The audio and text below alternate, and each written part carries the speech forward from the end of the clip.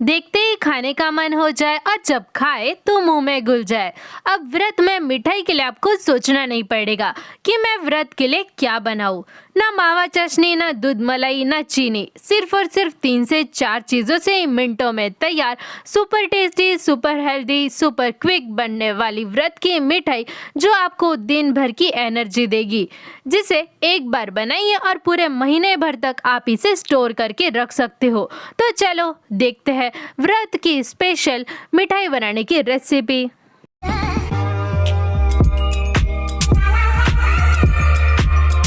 फलाहारी व्रत वाली चिक्की बनाने के लिए सबसे पहले मैंने यहाँ पे 1 कटोरी भर के मूंगफली ले ली है, जिसे मैंने हल्का सा रोस्ट कर लिया था। हम सभी जानते हैं कि मूंगफली सेहत का खजाना होती है, जो कि व्रत में तो ज़रूर खाई जाती है। तो इस वजह से मैंने आज मूंगफली की ही चिक्की बनाई हुई है। तो अब ये जो मूंगफली है उसके हम छिलके हटा देंगे और छिलके हटा के मिक्सर ग्राइंडर में पल्स मोड पे इसे पीस के इसका एकदम फाइन पेस्ट बना के तैयार कर देंगे। अगर आप इसे एक ही बार में मिक्सर ग्राइंडर में पीस लोगे तो ये जो मूंगफली है वो अपना तेल छोड़ने लग जाएगी। इस वजह से हमें इसे ऑन ऑफ करते हुए ही पीसना है। तो ये लीजिए, मैंने यहाँ पे मूंगफली का एकदम फाइन कोर्स पाउडर बना के तैयार कर दिया है। आप कोई भी एक कटोरी ले लीजिए और उसी से सभी चीज़ों का मेजरमेंट कीजिएगा, तभी आपकी जो चिक्की है वो एकदम परफेक्ट बनेगी। तो अब इसी के साथ में मैंने यहाँ पे 1 कटोरी भर के गुड़ ले लिया है, जिसे मैंने एकदम बारीक क्रश कर दिया है। आपको भी सेम इसी तरह का गुड़ बारीक क्रश करके रेडी रखना है। और साथ ही में सेम वही कटोरी से 1 कटोरी भर के घी ले लिया है। और अब सबसे इम्पोर्टेंट इंग्रेडिएंट यानी कि मैंने यहाँ पे 1 कटोरी भर के राजगीरे का आटा लिया है, जो कि मार्केट में इजीली अवेलेबल हो जाता है। और अगर आपके पास राजगीरा आटा ना हो तो इसकी जगह पे आप 2 कटोरी भर के मूंगफली का कोर्स पाउडर भी ले सकते हो। और अगर आपको मूंगफली का कोर्स पाउडर नहीं लेना है तो इसकी जगह पे आप सेम 2 कटोरी भर के राजगीरा का आटा का भी इस्तेमाल कर सकते हो, या फिर इसकी जगह पे आप व्रत का कोई भी आटे का इस्तेमाल कर सकते हो। लेकिन राजगीरा आटा और मूंगफली इन दोनों के कॉम्बिनेशन से जो मिठाई बनती है वो बहुत ही ज़्यादा हेल्दी और टेस्टी बनती है। तो हमें इतनी चीज़ें रेडी रखनी है। मैंने सभी चीज़ों का मेजरमेंट सेम वही 1 कटोरी से किया हुआ है, तो आपको भी सेम वैसा ही करना है, तभी आपकी जो मिठाई है वो एकदम परफेक्ट बनेगी। तो नेक्स्ट मैंने यहाँ पे एक बड़ी मोटे तले वाली कढ़ाई ले ली है और अब हम गैस का फ्लेम ऑन कर देंगे। गैस का फ्लेम हमें एकदम लो ही रखना है। और अब हमने जो 1 कटोरी भर के घी लिया हुआ था वही घी हम इसके अंदर डाल देंगे। मोस्टली व्रत वाली जो फलाहारी बर्फी या फिर मिठाई होती है वो घी से ही बनती है, इस वजह से मैंने भी घी का इस्तेमाल किया हुआ है। और अब ये जो घी है उसे हम अच्छे से मेल्ट होने देंगे। गैस का फ्लेम हमें बिल्कुल भी फुल नहीं करना है, हमें सारी चीज़ें एकदम लो फ्लेम पे ही भुननी है। तो अब यहाँ पे आप देख सकते हो कि ये जो घी है वो बहुत ही अच्छे से मेल्ट हो गया है। तो अब इस स्टेज पे हम इसमें 1 कटोरी भर के राजगीरा आटा डाल देंगे और इन सबको अच्छे से मिला देंगे। एकदम लो फ्लेम पे हमें इसको बहुत ही अच्छे से भुनना है। हमें तब तक से भुनना है जब तक से इसका जो कच्चापन है वो निकल जाए और इसमें से बहुत ही अच्छे से खुशबू आने लग जाएगी। और हमें इसे कंटिन्यूसली हिलाते रहना है, नहीं तो इसका जो कलर है वो एक तरफ से एकदम रेडिश कलर का हो जाएगा। तो हमें एक तरफ से भुनाई नहीं करनी है, तो इस वजह से हम इसे कंटिन्यूसली स्टर करते जाएंगे और थोड़ी ही देर में आप देखोगे कि ये जो राजगीरा आटा है वो फूलने लग जाएगा और इसमें से बहुत ही अच्छी खुशबू भी आने लग जाएगी। बस उसी स्टेज तक हमें इसे भुनना है। नवरात्रि में हम में से बहुत सारे लोगों का उपवास होता है और हमें बहुत ज़्यादा थकान सी महसूस होती है क्योंकि हमने कुछ खाया ही नहीं होता है। तो आप ये मिठाई बना के रख दीजिए और आप इसे कभी भी खा सकते हो, क्योंकि सिर्फ आपको एक बार बनाना है और आप इसे महीने भर तक स्टोर करके रख सकते हो। सिर्फ आप व्रत में एक बार ये मिठाई खाओगे तो पूरे दिन आपको एनर्जी से भरा हुआ लगेगा।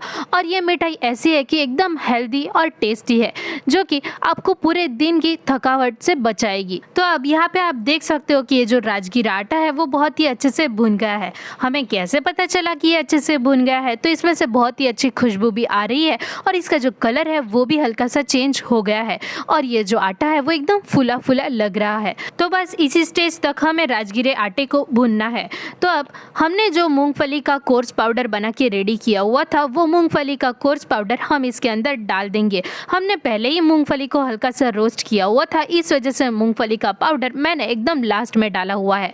तो अब इन सबको हम अच्छे से मिला देंगे और इसका जो टेक्सचर है वो बहुत ही अच्छा टेक्सचर आ जाएगा। अब मूंगफली से इसका कलर, टेक्सचर और टेस्ट बहुत ही ज़्यादा अच्छा आएगा। और मूंगफली थोड़ा जल्दी भी भुन जाती है, इस वजह से भी मैंने इसे एकदम लास्ट में डाला हुआ है। मूंगफली का पाउडर डालने के बाद में हमें इसे सिर्फ 1 से 2 मिनट तक ही लो फ्लेम पे अच्छे से भुनना है। और अब ये अच्छे से भुन गया है, तो अब इस स्टेज पे हम इसमें आधी छोटी चम्मच भर के इलायची पाउडर डालेंगे फ्लेवर के लिए, और इन सबको हम अच्छे से मिला देंगे। अगर आपको इलायची का टेस्ट पसंद है तो डाल दीजिए, अगर नहीं पसंद है तो आप इसे स्किप भी कर सकते हो। तो अब ये जो मिक्स है वो पूरी तरह से रेडी हो चुका है। हमें कैसे पता चला? तो इसमें से हल्का सा घी भी छूटने लग गया है और इसका जो टेक्सचर है और कलर दोनों ही चेंज हो गए हैं। तो अब हम गैस का फ्लेम ऑफ कर देंगे, और गैस का फ्लेम ऑफ करने के बाद में ही हमें इसमें गुड़ डालना है। तो गुड़ डालने के बाद में हम इसे तुरंत ही बहुत ही अच्छे से मिक्स कर देंगे। ये फलाहारी चिक्की बनाते वक्त हमें इस बात का ज़रूर ध्यान रखना है कि हमें गैस का फ्लेम ऑफ करने के बाद में ही गुड़ डालना है, नहीं तो हमारी जो चिक्की है वो बहुत ही ज़्यादा कड़क हो जाएगी और एकदम सॉफ्ट नहीं बन पाएगी। तो इस वजह से मैंने गैस का फ्लेम ऑफ किया है, और ऑफ करने के बाद में थोड़ा गरम मिक्सचर हो तभी हमें इसमें गुड़ मिक्स कर देना है, तभी हमारा जो गुड़ है वो इन सब में अच्छे से मिक्स भी हो जाएगा। तो अब यहाँ पे आप देख सकते हो कि गुड़ और ये सारा मिक्सचर बहुत ही अच्छे से एक दूसरे में मिक्स हो चुके हैं और ये एकदम रेडी है।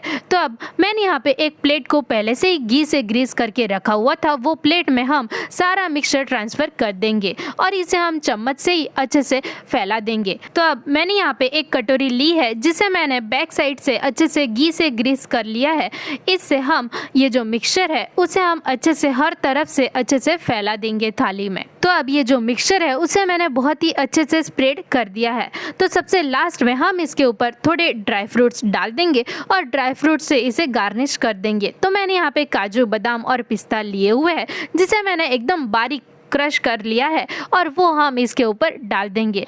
और अब ये जो थाली है उसे हम आधे घंटे तक ऐसे ही रख देंगे, जिससे ये जो चिक्की है वो बहुत ही अच्छे से सेट हो जाएगी। A few moments later. तो अब करीब आधा घंटा हो चुका है और ये जो चिक्की है वो बहुत ही अच्छे से सेट हो चुकी है। तो हम एक चाकू लेंगे और चाकू से इसको कट लगा देंगे। आज मैं इसे स्क्वायर शेप में कट कर रही हूँ, आप चाहो तो इसे डायमंड शेप में भी कट कर सकते हो। तो ये लीजिए, हमारी फलाहारी व्रत की नवरात्रि स्पेशल चिक्की बनके तैयार है, जिसे आप एक बार बनाइए और पूरे महीने भर तक स्टोर करके रख सकते हो। और ये चिक्की ऐसी है कि पूरे दिन तक आपको एकदम एक्टिव रखेगी और एकदम एनर्जी से भरपूर लगेगा आपको। तो चलो अब आप भी इस नवरात्रि सेम इसी तरीके से चिक्की बनाना और मुझे कमेंट करके बताना कि आप और नवरात्रि में और व्रत में और क्या क्या खाते हो, जिससे मैं आपके लिए नेक्स्ट वीडियो उसी टॉपिक पे लेके आऊँगी। अगर आपको मेरी कोशिश अच्छी लगती हो तो वीडियो को लाइक कर देना और ऐसी और वीडियोस देखने के लिए सब्सक्राइब कर देना हमारे चैनल कुकिंग ज्ञान को। वीडियो देखने के लिए धन्यवाद।